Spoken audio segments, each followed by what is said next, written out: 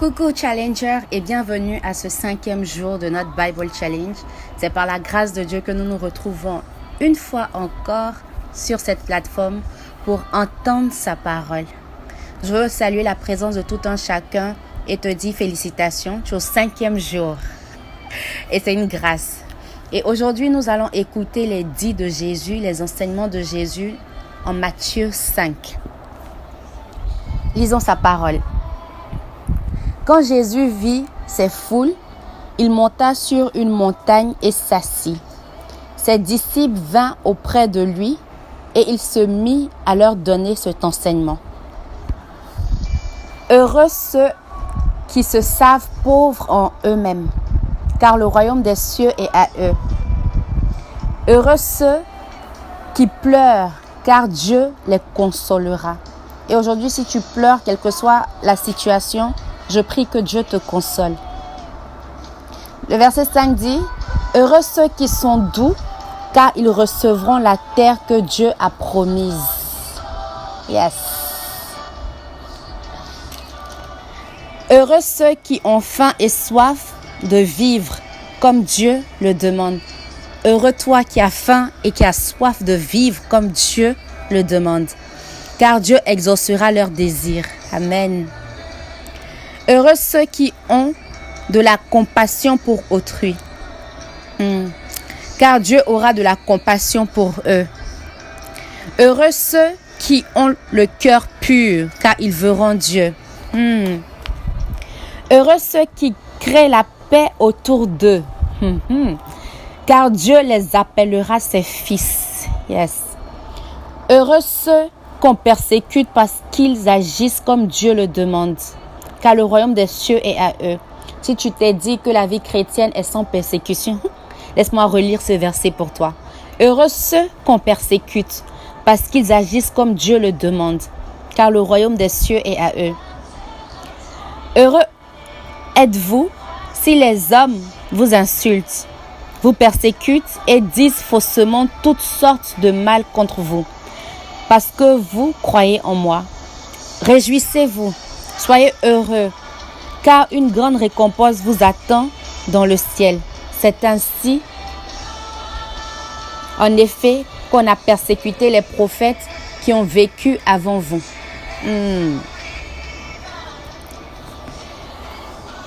L'histoire continue et Jésus nous dit au verset 13, « C'est vous qui êtes le sel du monde. Mais si le sel perd son goût, comment pourrait-on le rendre de nouveau salé? Il n'est plus bon à rien. On le jette dehors et les gens marchent dessus. » Vous savez, un jour j'étais en cuisine. Je me suis coupée. Et comme coutume nous l'indique, si tu es coupé en cuisine, applique du sel. Et ce jour-là, je découvris que le sel, dépendant d'où tu l'appliques, a divers rôles, a diverses fonctions. C'est-à-dire que si tu le mets dans la sauce, par exemple, son rôle est de saler. Si tu le mets sur une plaie, il soignera, son rôle sera de soigner. Dépendant où tu l'appliques, où tu le places dans notre contexte, ce sel agira en conséquence. Et comme Jésus nous dit ici, tu es le sel du monde. Nous sommes le sel du monde. Et en tant que sel, tu dois savoir l'environnement dans lequel tu es pour pouvoir mieux servir. Si tu es dans un environnement de sauce, tu dois saler la sauce. Tu dois influencer cet environnement. Tu dois impacter. Et si tu es dans un environnement de plaie ou de coupure ou de blessure, tu dois soigner. Tu dois être compatissant. Tu dois appliquer de l'amour et montrer que tu es ce sel dont cet environnement a besoin. Il est bien de noter que nous ne devons pas être comme ce sel qui perd sa saveur et sa valeur et que son seul sort est d'être jeté dehors. Non, bien au contraire, nous sommes ce sel qui prend conscience de sa valeur, de son potentiel et qui sert dans toute sa capacité. Yes. Jésus continue en nous disant, C'est vous qui êtes la lumière du monde. Une ville construite sur une montagne ne peut pas être cachée. On n'allume pas une lampe pour la mettre sous un seau. Au contraire, on la place sur un support, d'où elle éclaire tous ceux qui sont dans la maison. C'est ainsi que votre lumière doit briller devant les hommes, afin qu'ils soient le bien que vous, afin qu'ils voient le bien que vous faites et qu'ils louent votre Père qui est dans les cieux. Verset 16 nous dit, c'est ainsi que votre lumière doit briller devant tous les hommes. C'est ainsi que notre lumière doit briller. Le monde entier doit voir que nous sommes la lumière de cette terre. Le verset 17 continue en nous disant, ne pensez pas que je sois venu supprimer la loi de Moïse et l'enseignement des prophètes. Je ne suis pas venu pour les supprimer, mais pour leur donner tout leur sens.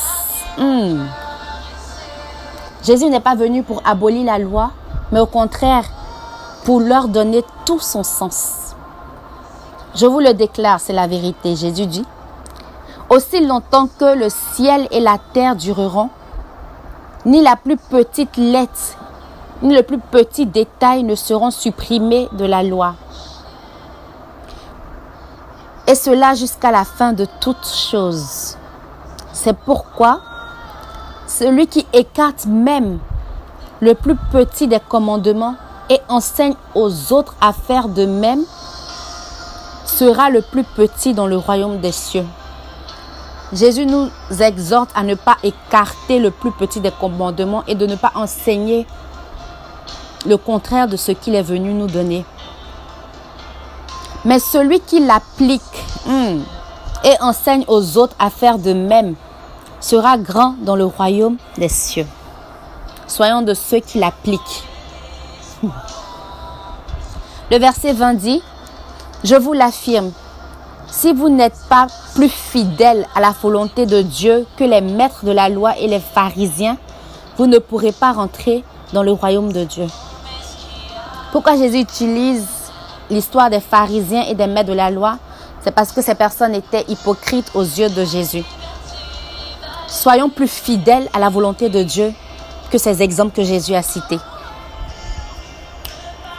Le verset 21. Vous avez entendu qu'il a été dit à nos ancêtres, tu ne commettras pas de meurtre. Tout homme qui en tue un autre mérite de comparaître devant le juge. Eh bien, moi je vous déclare, Jésus dit, tout homme qui se met en colère contre son frère mérite de comparaître devant le juge. Ici, Jésus ne parle pas de tuer son frère, mais juste être en colère contre son frère. Celui qui dit à son frère imbécile mérite d'être jugé par le conseil supérieur. Est-ce qu'en tant que chrétien, tu t'es dit que c'était acceptable d'insulter quelqu'un en ces termes, imbécile ou même idiot?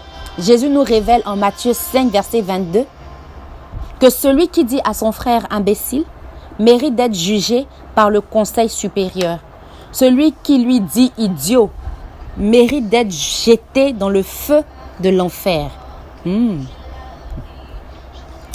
Si donc tu viens à l'autel présenter ton offrande à Dieu et que là tu te souviens que ton frère a une raison de t'en vouloir, laisse là ton offrande devant l'autel et va d'abord faire la paix avec ton frère.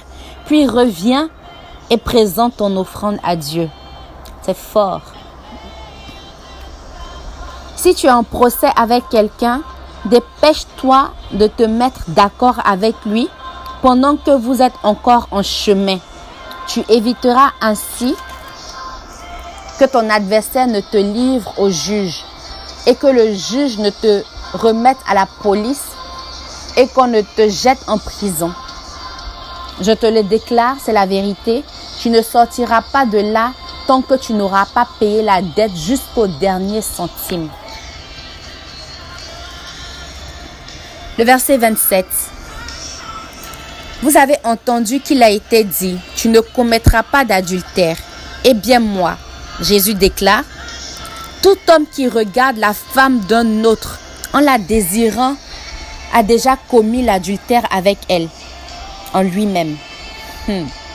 Si donc, c'est à cause de ton œil droit que tu tombes dans le péché, arrache-le, Jésus nous dit, et jette-le loin de toi.